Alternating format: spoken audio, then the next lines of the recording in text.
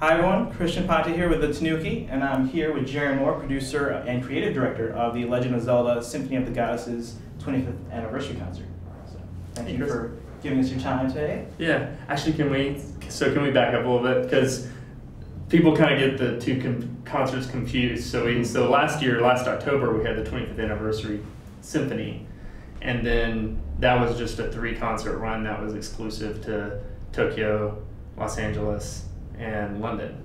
And then as an effort to kind of just keep carrying the flag forward and actually introduce a lot of new material that wasn't a part of that show. That's what Symphony of the Goddesses is. Okay. So, and it's in its 26th year now. So Sure. All right. Well, sorry. That's okay. That's okay. Someone sent us the wrong information. All right. Now, you've obviously been a big fan of games and music for a long time. Can you give us a little bit of background as to what you've done, like your work? Well, I mean, so I'm a big gamer, big movie lover. I love music from both games and film, and I went to school for film and television, directing, producing. Immediately upon graduating, I went to work in the video game industry and cut a lot of trailers for video games. Ended up becoming an audio director on a couple titles, supervising music and working with the composer on various things. So a good friend of mine, composer Jeron, who does the Elder Scrolls series, I hired him for a game called Prey, which I was music supervising, and we basically went through and canvassed that whole thing together, and it turned out really well. And then I was working at 3D Realms on Duke Nukem Forever. We won't talk about that. Needless to say, he actually wrote some music for that game, but it's never been heard. It's really good. And then and somewhere in there, I started working because I had a relationship with Jeremy. I started working as a liaison for him to Jason because some of his music from the Elder Scrolls series was being performed on Play. That launched into Play started in 2006, and so. I kind of developed a relationship with Jason. Eventually, he brought me on board to re-edit the entire multimedia aspect of the show. And then that kind of evolved into bringing me on board as an actual creative producer, where I would procure new licenses and kind of refresh the program with new pieces and work with composers and arrangers to get new material in the program. I was kind of biding my time because secretly I'd always been wanting to do this show. And it got to a point where it was time to pitch a new idea. And I just, I said, Jason, I want to do Zelda. I know the team that I want.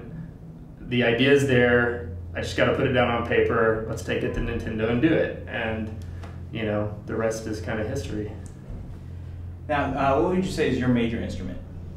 I'm not a musician, actually. I mean, if I had to say, I sort of tinkered with the piano when I was younger. I took lessons, but I didn't stick with it.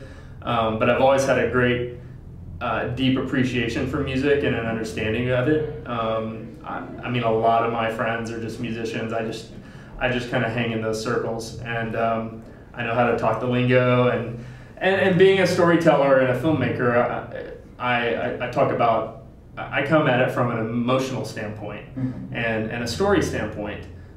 So music to me is a storytelling device, and when you sit in an orchestral, during an orchestral concert, and you're listening to whether it's Halo or World of Warcraft or like Zelda, which everyone's going to get tonight. The goal for me is to tell a story where you're kind of taken along a nostalgic path, and you don't necessarily need the visuals, but so a lot of the audience will have heard 2 or 3 of the pieces that we performed tonight because they came prepackaged with Skyward Sword on a CD.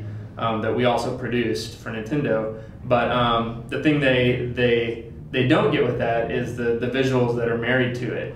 And time again, I've had people, you know, they love the Wind Waker movement or they love the Twilight Princess movement, but it actually comes to life for them in a whole new way once they see the pairing. And then, of course, hearing it performed live is a whole other experience in and of itself as well. Now, can you talk about the process, the challenges, and the expectations surrounding a production like this? You know, you have the weight of all the fans on your shoulders, and for me, you know, I mean, it's a little intimidating, but at the same time, I'm a huge fan myself, and so I've kind of always said that, you know, it was important for me to get it right for myself. And if I could do that, because I'm really picky, you know, I know exactly how I want it.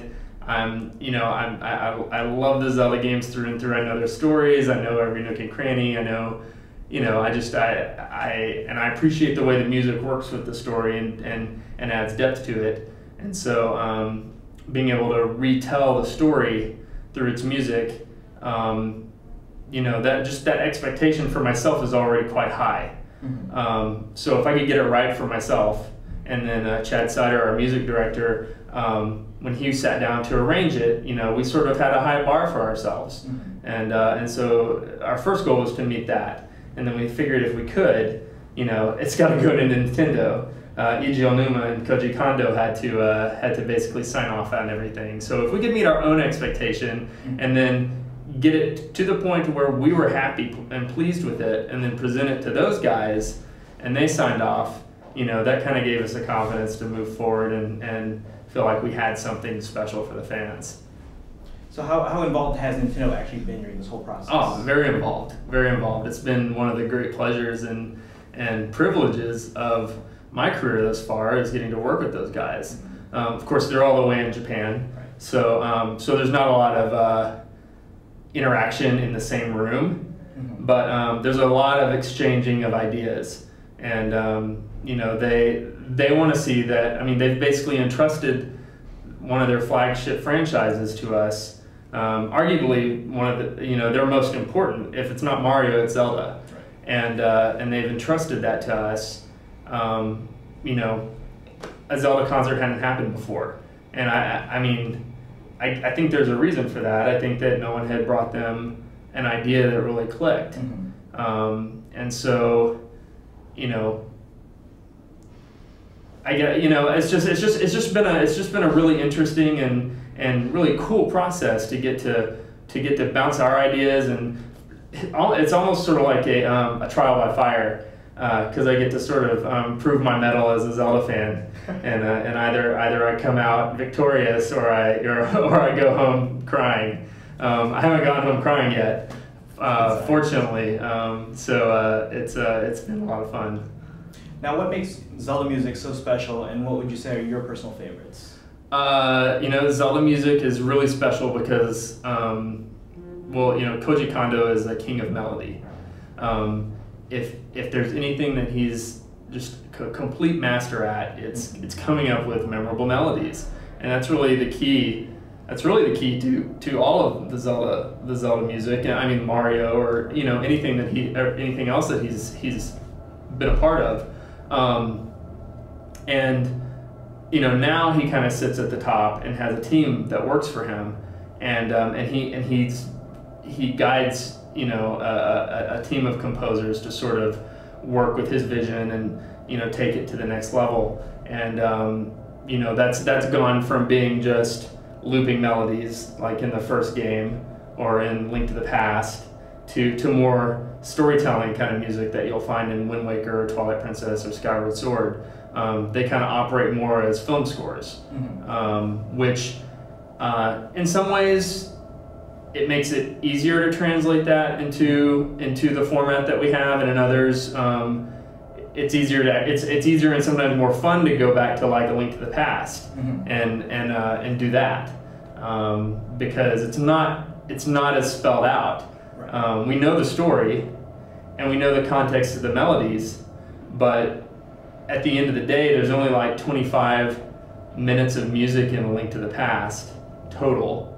And the trick is figuring out how to take these little chunks and create that movie, that film score, based on those melodies to tell that story. And it's I don't know, I'm really proud of what we did. I mean, particularly when you hear Link to the Past tonight, I think you're gonna get a kick out of it.